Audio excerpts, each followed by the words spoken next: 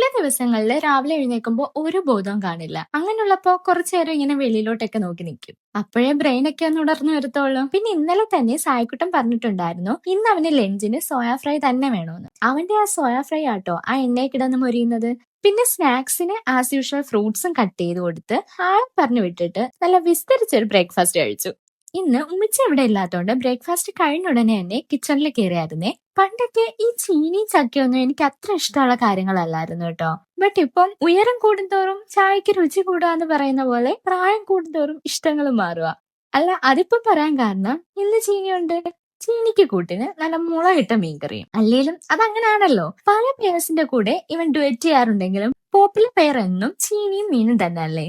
ചീനിയും മീനും ചോറും ഒക്കെ കൂട്ടി ഒരു പിടി പിടിച്ചിട്ട് ഞാനും സിയക്കുട്ടനും കൂടി ഒരു കുട്ടി നാപ്പെടുത്ത് വന്നപ്പോഴേക്കും മിഠായി സാധനങ്ങളും വന്നിട്ടുണ്ടായിരുന്നേ. അത്രയും ഐറ്റംസ് ഉണ്ടായിട്ടും എന്റെ കണ്ണു പോയത് അതിലേക്കാട്ടോ. My favourite egg puffs. So നമുക്കിന്ന് ചായ കുടിച്ച് പിരിയാം. അപ്പൊ ശരി, ബൈ.